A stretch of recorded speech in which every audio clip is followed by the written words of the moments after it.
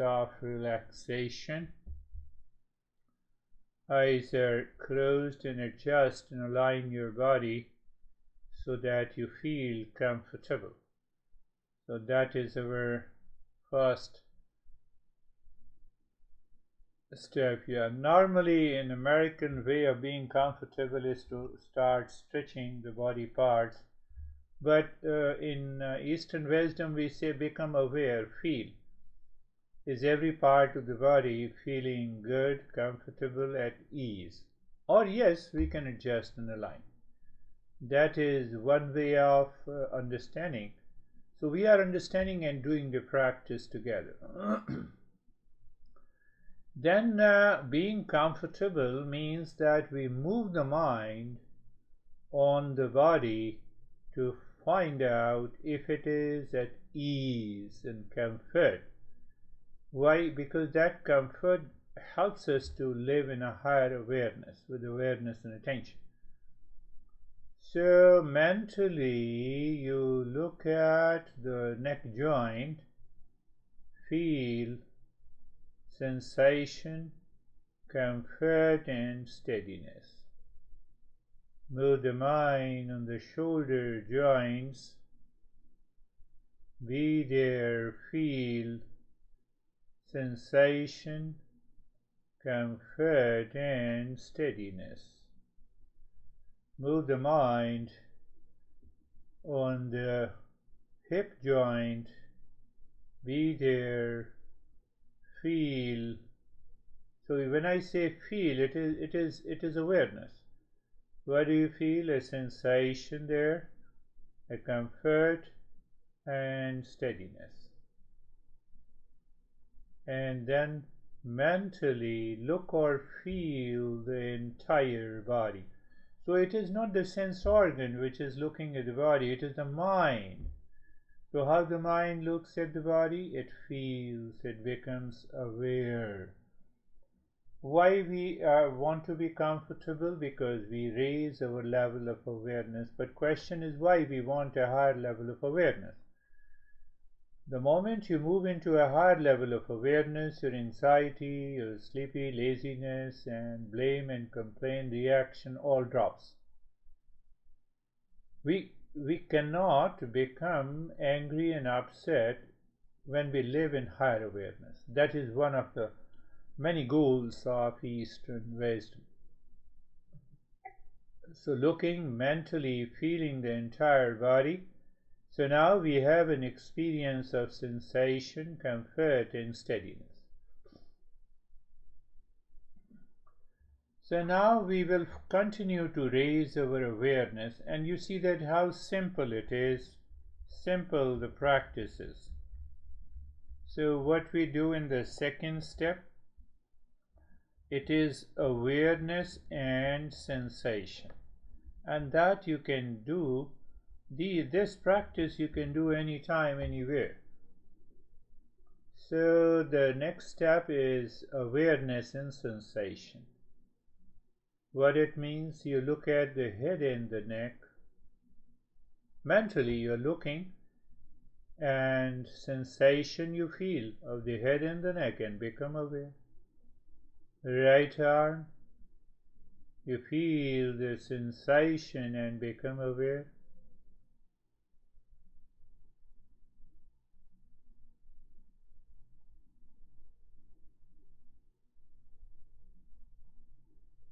Left arm. So at this time we are not moving any part of the body, but we move the mind. We don't move the body, we move the mind on that part of the body. Moving the mind on the left arm, be there, sensation and awareness. Move the mind on the entire rib cage, rib from the shoulder down, in the front and the back.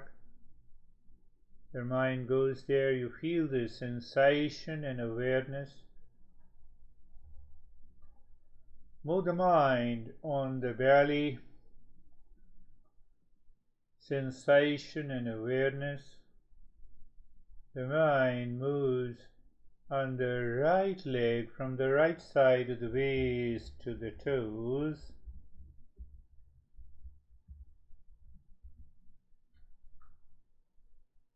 And aware sensation and awareness.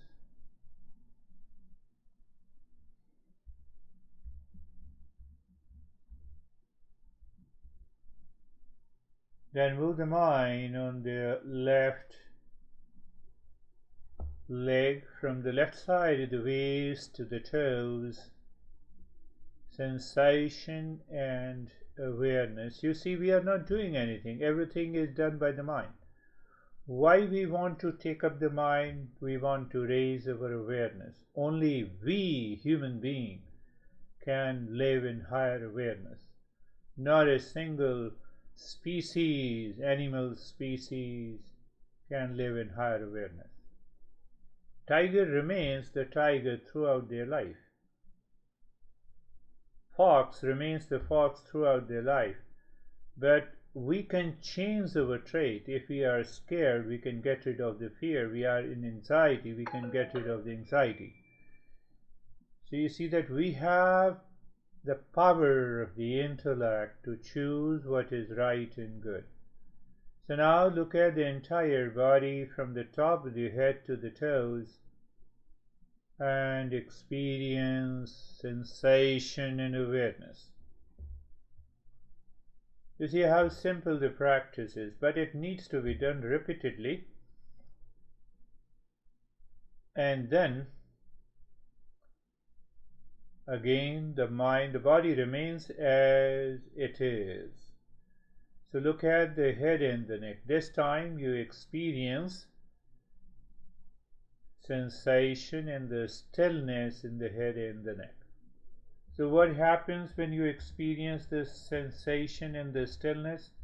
It prevents the mind to go out or distracted. Oh yes, it raises our awareness and attention. Oh, just by experiencing the sensation and stillness? Yes. And then what happens? You start experiencing the inner calmness. So before you get into anxiety or angry over your kids, first do the practice and then become angry and agitated by being calm and happy. So move the mind on the right arm. Feel the sensation and the stillness. Just experience the sensation and stillness, and the inner calmness will automatically manifest. Move the mind on the left arm. Sensation and stillness. Move the mind on the rib cage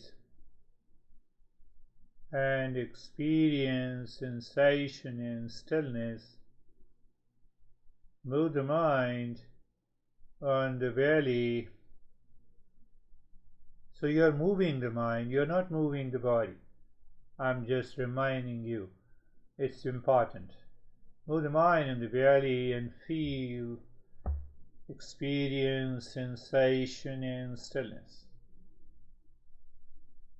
Move the mind on the right leg. Feel and experience the sensation and stillness. Move the mind on the left leg. Experience sensation and stillness. The entire body. Experience the sensation and stillness. You know how simple the steps are? You're not doing anything. You just, it's okay. You just follow the simple instructions. So you have to be the teacher and a student while listening to this practice couple of times, so that you can start giving the instructions to yourself, and that makes you this practice your practice at any time. So we'll move to the next step. What is the next step? Now look inside the head, awareness of the space. Very good, awareness of the space. When you see that there is a space, say yourself, I am peace and happiness. Look inside the heart. First look at the center of the rib cage, then look inside behind the skin of the rib cage. Then you see the space or emptiness, and there you mentally say, I am peace and happiness. Because now, through the intellect, you are telling to the mind that you are peace and happiness. Move again inside the heart, awareness of the space. Say, I am peace and happiness.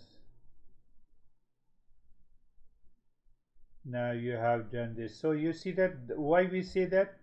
To help the mind to live within. Why to live within? When the mind lives within, it raises awareness and attention.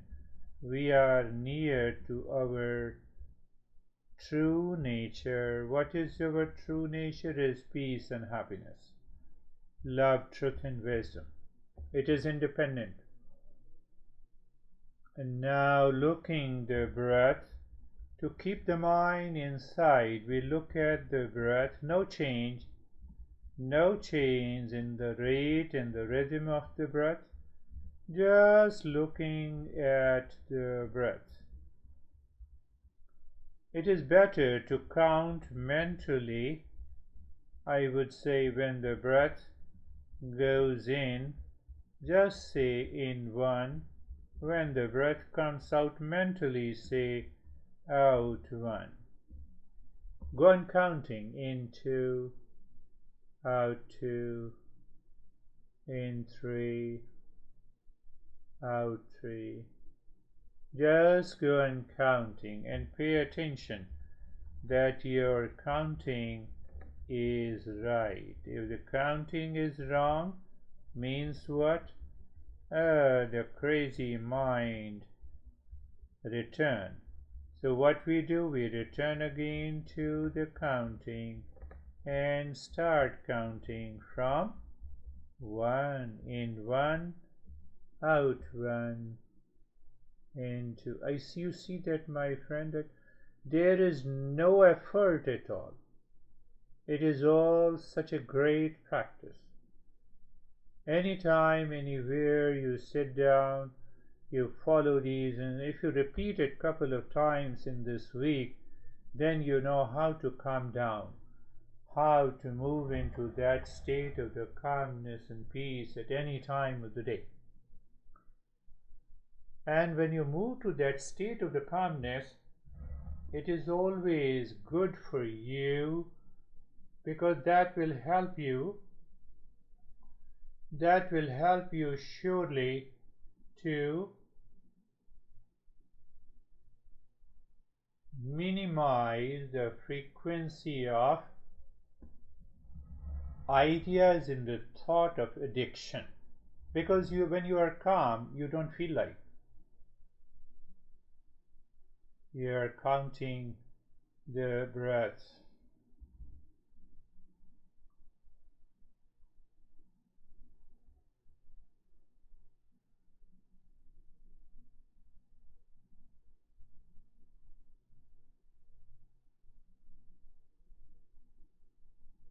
Because I have given the instruction, that's why the practice seems to be in the beginning about 15 minutes.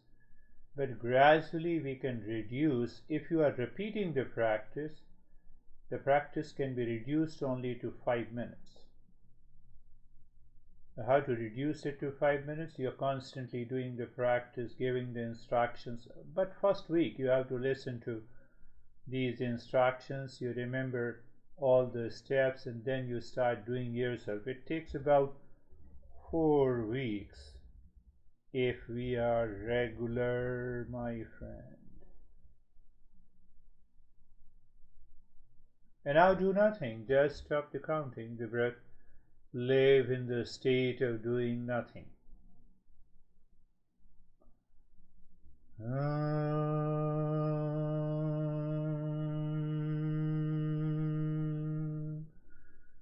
Shanti, Shanti, Shanti.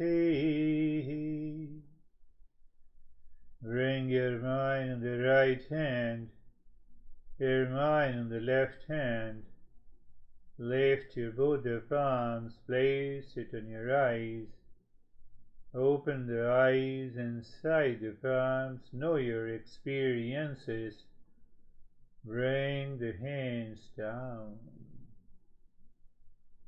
How are you? Good? Feel calm and relaxed? You see that, if you do not want to relax and calm, even without doing anything, we did nothing. Then it means our mind is not inclined to change our life. You are not a kid, you are very mature, intelligent. So even the kids can easily learn. I have been teaching a 10-year-old girl from Utah for the last 3 years. So you see, we understand it. We are mature, isn't it? We seem to be mature, or we are not mature. We are mature, we argue, we try to understand the things. So if we continue to do it, and you are doing it first week, you just listen to it couple of times, you listen to these instructions so that you remember, and then you become your own teacher. Means you have to repeat the same instructions as if you are saying to yourself. So your mind is saying, okay, move the mind on the head and the neck, and your mind moves on the head and the neck, and you feel the sensation and the stillness. So that will go a long way. This is the speedy way to progress.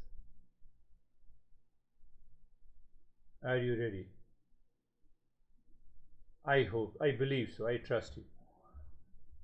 So if there are some bottlenecks, I'm ready to solve it. It's a very practical concept and the principles. But if we don't apply these practices, then the life is not going to change. Now tell me, what is the goal of your life? Constant peace and happiness. Okay, peace and happiness. So let us take happiness. In how many ways you experience happiness? Can you give me a few examples? Eating food? Yes. But you cannot eat food 24/7. So you only get a temporary happiness by food. Do you get happiness buying a new clothes? But it doesn't mean that you keep on buying the new clothes every day. Not possible. So they are temporary happiness. What else? How you get happiness? Tell me 3 more things. Seeing my kids and Eric happy. Yeah, seeing kids and Eric happy. But it is not possible all the time, because it depends on the mood of the kids and Eric. Even if you do anything and everything possible, time comes, they cannot be happy. Well, if you want to see them happy, it is not possible all the time. But when you say that you are seeking peace and happiness, are you seeking permanent peace and happiness, or are you seeking temporary peace and happiness?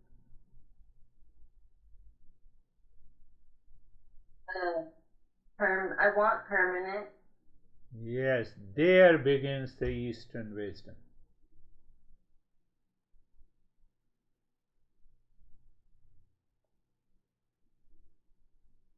We are understanding, and you instantly interrupt if you feel that you don't agree. Then we will understand the cause and effect, and we will come to that same conclusion. We have known temporary happiness, which is known as pleasure. There are many kinds of pleasure. We have known temporary happiness, which is known as a pleasure. Pleasure always comes when we come in contact with some object or a person outside. When the food comes in contact with my tongue, my sight comes in contact with Eric or the kids. Some object, some person, some situation like birthday. Oh, today is an event, so there is a time, there is a place, there is a people. So we always get temporary happiness in the world outside. Can you tell me anything which gives you the permanent happiness from the world outside? Think of it. But we are seeking permanent happiness, and we get frustrated. Not all the time kids make you happy. Not all the time Eric makes you happy. Not all the time the same cloth that you bought which made you happy yesterday, you're not ready to wear because of your mood. Mood has changed. So mood even, does not allow to keep you happy with the same clothes of which you were happy yesterday. With the same food you were happy eating yesterday. Are you getting it? So now tell me, is a happiness present in the food that you like? Then you say that I become happy eating a particular food. Does the happiness lies in the clothes that you wear? It is false or real? That temporary happiness is false. Should we not do it? No, we keep on doing it. Simply I have to remember. I have to remain aware that peace and happiness are not present in anything, any person, in any relationship in the world. Tell me if I'm wrong. Prove it I'm wrong.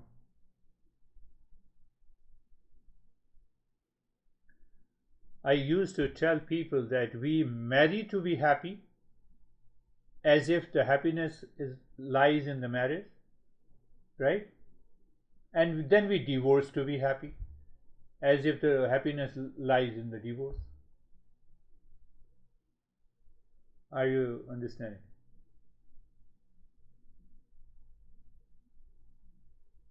I'm giving an introduction how Eastern wisdom works. Eastern wisdom is not a cult, dogma, belief in religion.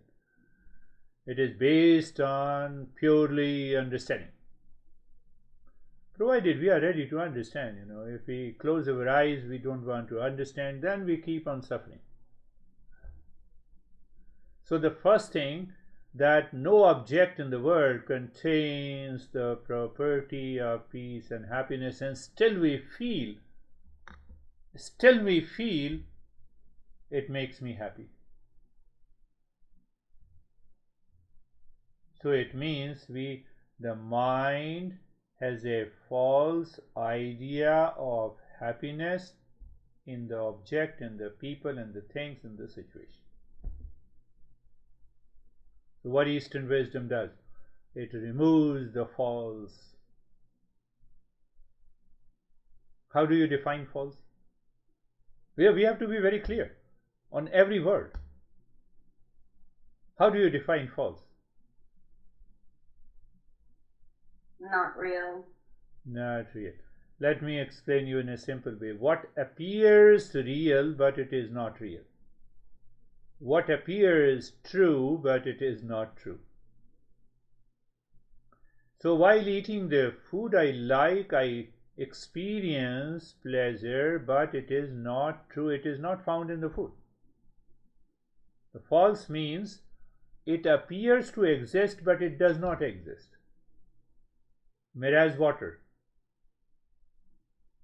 blueness of the sky. Every time you see the sky, it appears blue, but blueness is a mirage. It is false. Oh, I know, you drive the car. So when you are driving the car on a highway, do you see that the highway is running behind you? It is false. But it appears true. My eye says that no, it is running. Anytime, anywhere. But because you know it is false, therefore you keep on driving without paying attention that your eyes and the mind says that the highway is running behind you. You see that? Every time.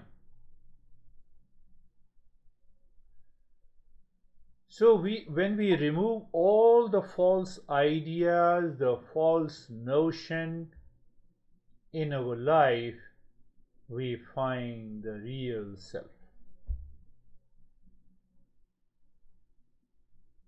And that real self is of the nature of peace, happiness, love, and wisdom. Again, come back.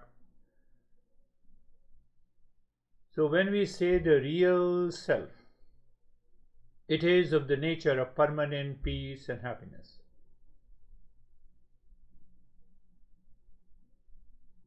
When? All the time. Where? In all the locations. Our nature, we are of the nature of peace and happiness.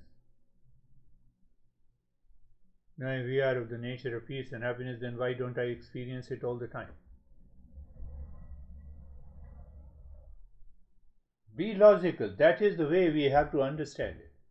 I told you, it is not a cult, it is not a dogma, it's not a belief, it's not a religion. It's not preaching. Religion preaches you. Follow God. Everything will be all right. But what is God? If you ask the priest, and they will say, no, you are a theist. You are a non-believer of God. Get out. We don't say that. We explain each and everything. We make you understand. So our journey is of teaching. Religion, all the religions have the preaching. You go to the church and they say, okay, confess. Why should I confess before the priest? If I have to confess, I'll confess before the God. If you ask the priest, why should I confess before you? They have no answer. So we have to remove all the false. When we remove all the false. But I asked you a question. What answer you have? What question I asked you? That if my nature is permanent peace and happiness, love and wisdom, and still I am not in peace and happiness, I get anxiety, I get into anger, I get the duality and a conflict. Why?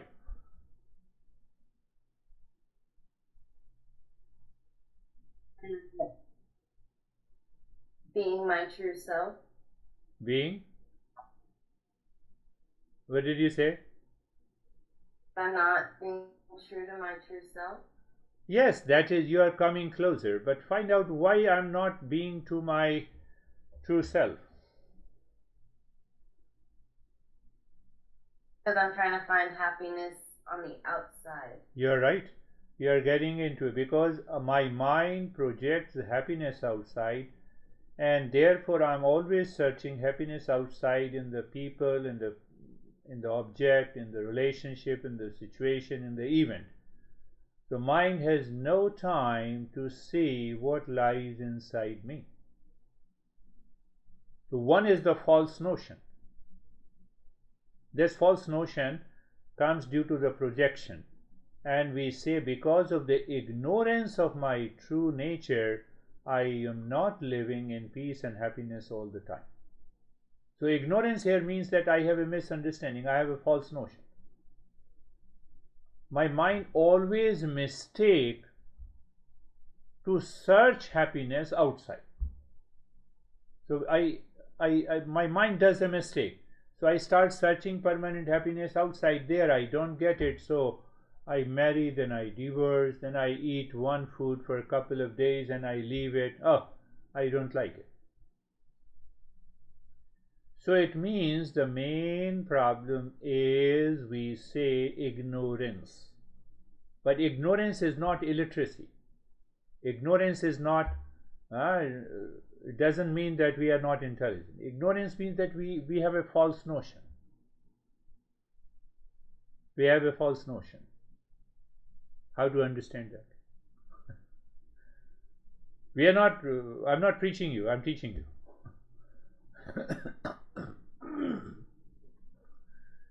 So example, you see that I always give that example. You are standing outside your home and there is a storm outside. The moment there is a storm, you rush inside the home, close the door, and you are calm. You did not create calmness inside the home. The home inside is already calm. You left the storm outside.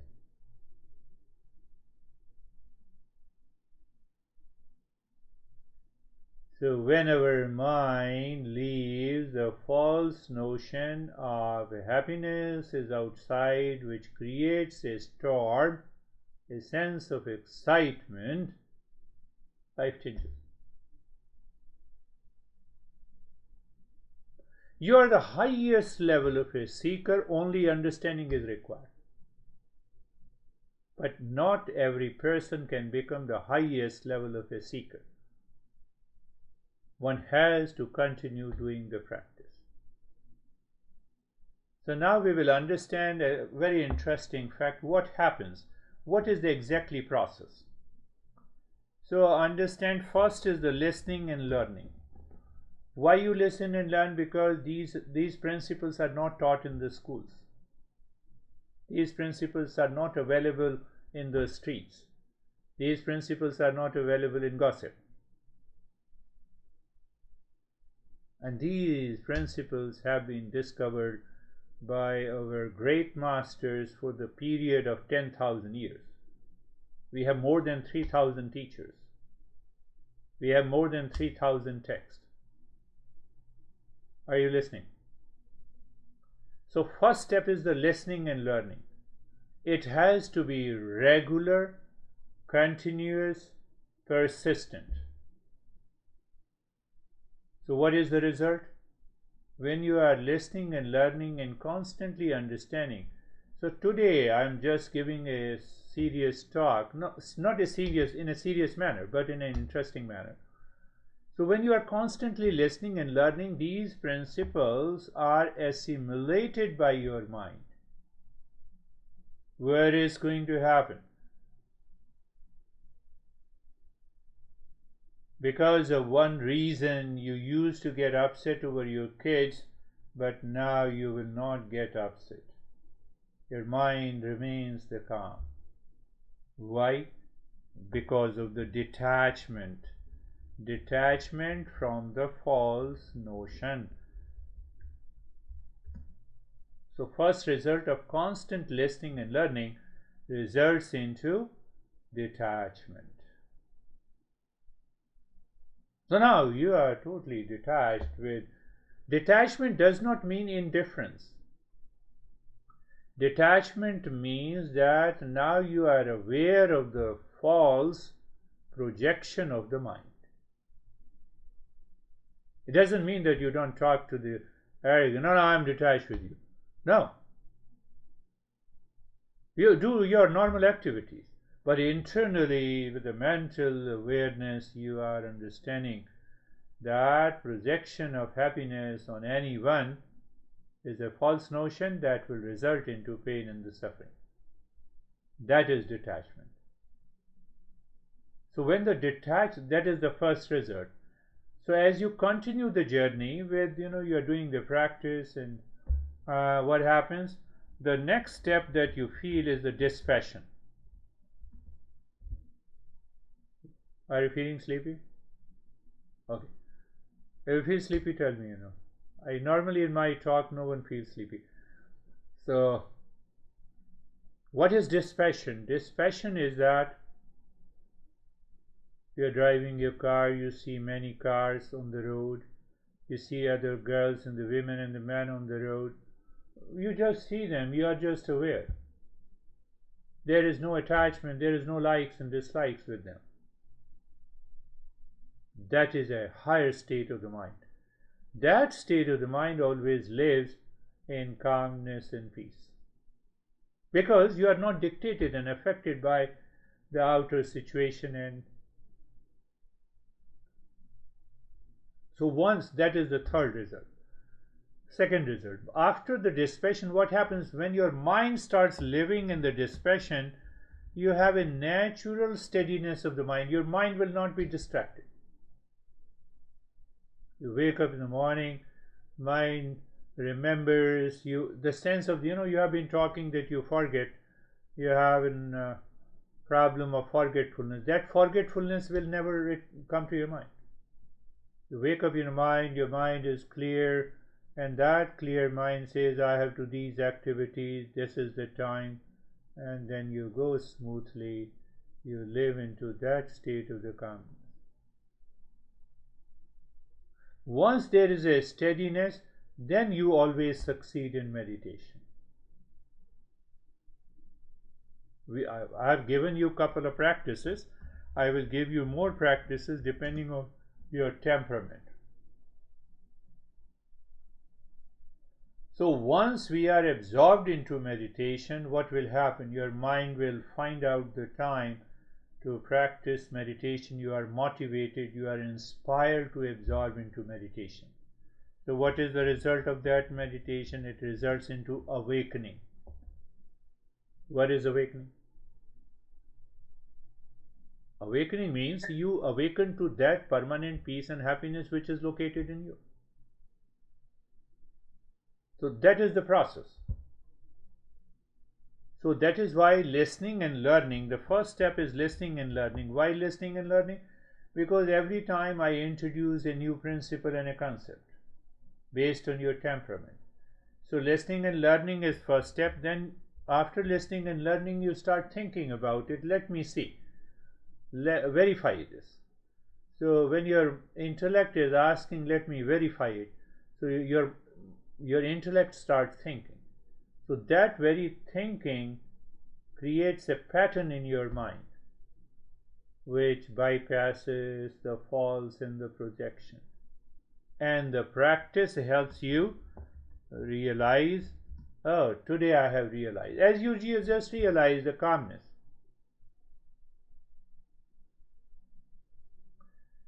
So listening and learning every week is one thing.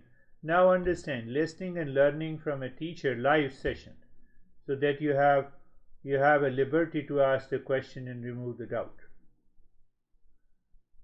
So once you have removed the doubt with the live teacher, now you are listening it again every day, and now you are with yourself, because I'm not there, you are simply listening the audio. So you are alone listening. That is a big step. Why it is a big step? Because now it shows you are really interested in the journey of permanent peace and happiness. You just told me that you are seeking permanent peace and happiness. I want to be a millionaire. Okay, very good. So before going to sleep, I said, no, I want to be a millionaire. And then I slept, and I wake up at 12 in the noon. Wow, how can you become a millionaire? Laziness doesn't work. The effort works, So the same thing applies here. I have to be mindful. No, did I listen to it? Did I contemplate? Did I reflect on it? and then you do the practice. So listening, learning, contemplation, reflection, and the practice. Week after week you continue the journey, and the time comes it changes your behavior and attitude. Why it changes your behavior and attitude? Because you have a sense of detachment. Sometimes what we do with our kids, we become stubborn. We say, don't be stubborn. We teach the kids, but we ourselves become stubborn.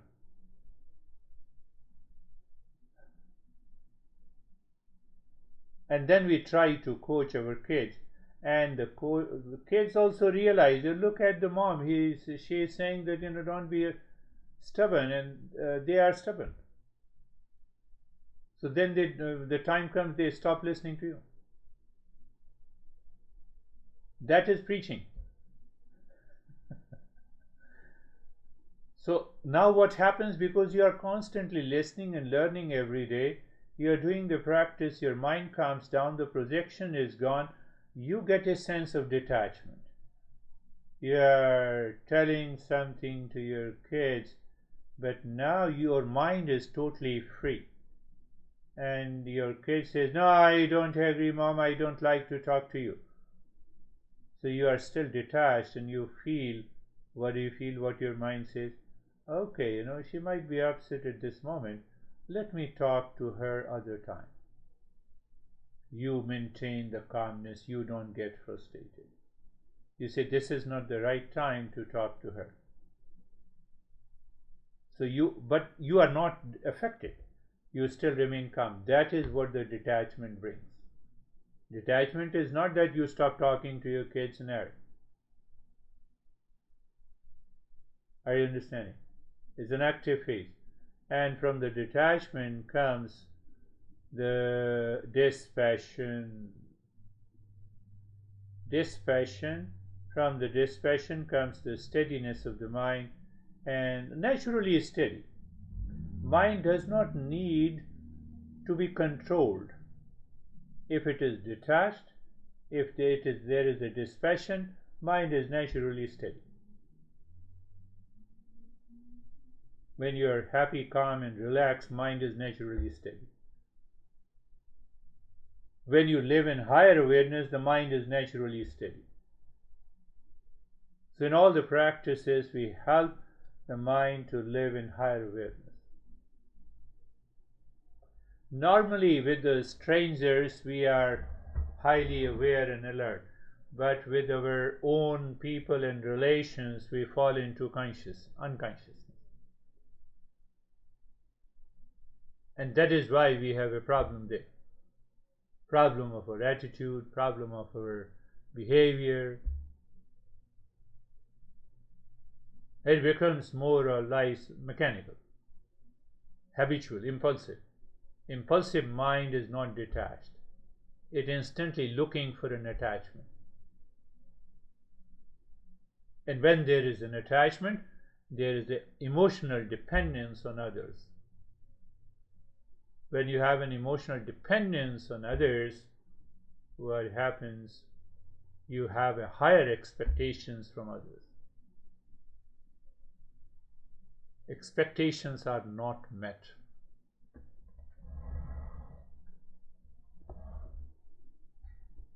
Why we want to meet our expectations all the time? Because we are attached. Why we are attached? Because we are seeking happiness from the outside, from the person, from the kids, from the relations.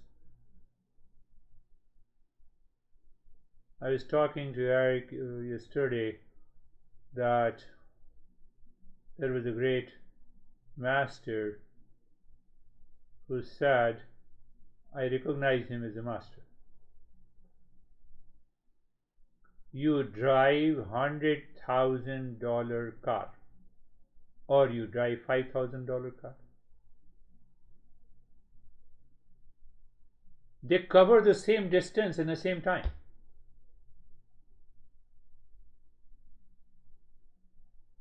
Distance and the time.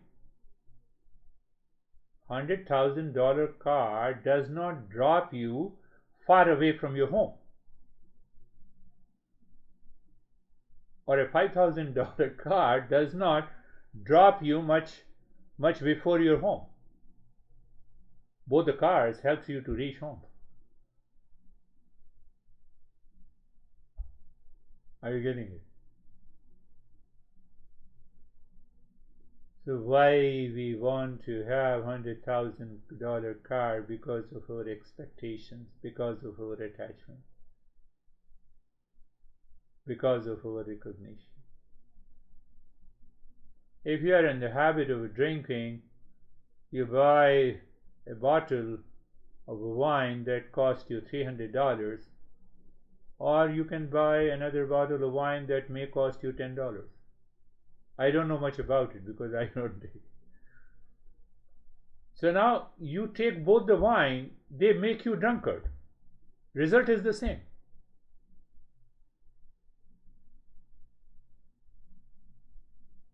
Result is the same. And still we run after. Why we run after? Because of the projections. We have a false notion. We mistakenly, by mistake, we create a false notion in our mind. And that leaves us depressed, frustrated, anxious. In what way we want to live? See the other part. So we don't know these principles, we do not contemplate and reflect. So every day we say, today I will not be angry or agitated, but your mind is already full of expectations. So next day you become upset and angry. Third day also you become angry and upset. What you are searching? You are doing the same thing and expecting a different result, which is not possible. We are doing the same thing again and again and again. Why? Why we do it? Because of ignorance. What is ignorance? That the real self is of the nature of peace and happiness. Because we do not know the real self is located inside us. It is with us. And that is what the Eastern wisdom teaches us. Do I teach my own principles? No, not at all. I teach every principle from those teachers, from that tradition. It has been experimented, it has been validated, verified thousands of times, millions of times.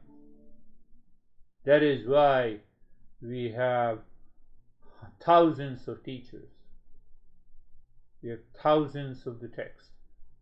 Every master teaches you the same principle in their own way. And if the teacher does not teach you from those texts and masters, they are not the real teachers of the Eastern wisdom. I openly admit that I am teaching from those principles. It is not my principle.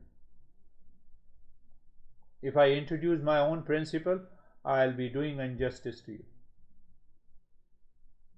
But yes, my interpretation and explanation with examples are my own, but the principle is the same.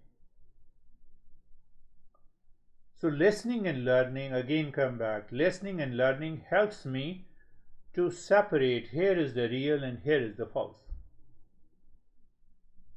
If kids become angry and upset over you, calm down. Why? Because her becoming angry and agitated is false. Don't get involved into it. This is what happens in your mind. And your mind says, okay, daughter, I am not going to say you anything. You don't get upset. You don't try to rationalize. You don't get more angry. And there you get the detachment. Then you contemplate and reflect. Oh, today I have removed. I have dropped the false and I maintain my calmness. I will talk to her later.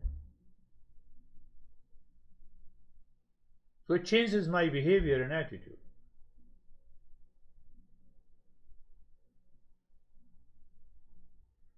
So you have to listen to it again and again.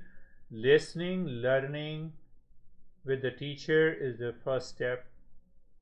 Repeat listening and learning alone is the second step. Then you contemplate after listening and learning, then you contemplate, you verify these principles the way I told you. So when you verify those principles, you start thinking. So what happens, even by thinking, that is a contemplation and reflection, your mind becomes clear.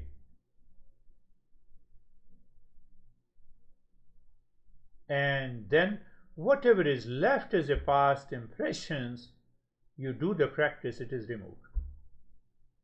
But during this process, from the listening and learning, contemplation, reflection, practice, we move into an idea of sense of detachment is there. From the detachment, we move into a state of dispassion. From dispassion, we move into the state of steadiness, natural steadiness of the mind. Natural steadiness of the mind gives you the power of memory. You don't forget now. Why? Projections are not there. The false notions are not living in your mind. Because of the false notion, we forget. Because the mind is preoccupied.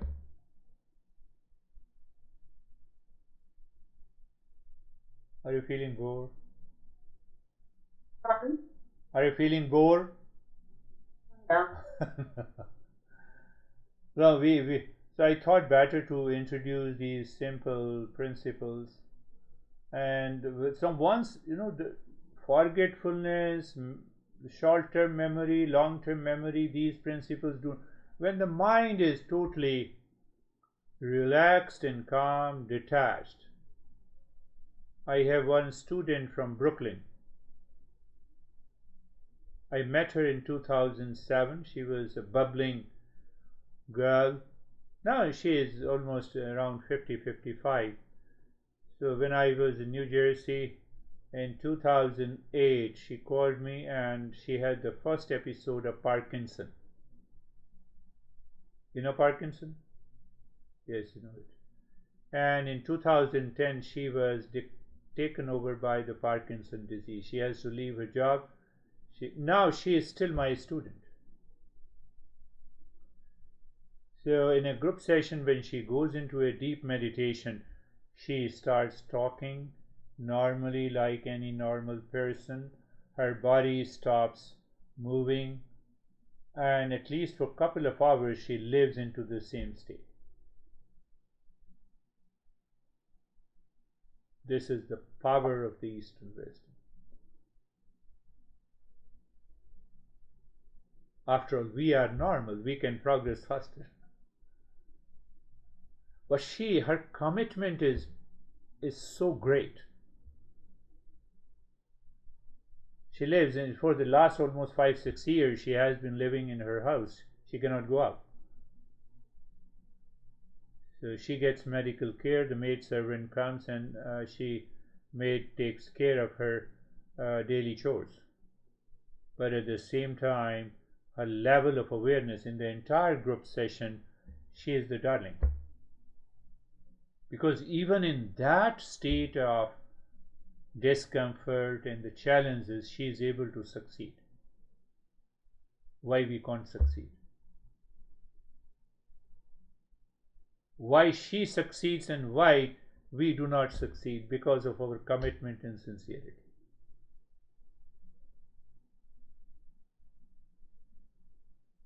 No other issue can prevent us to realize that real self. Provided we are committed, sincere, regular, it will happen.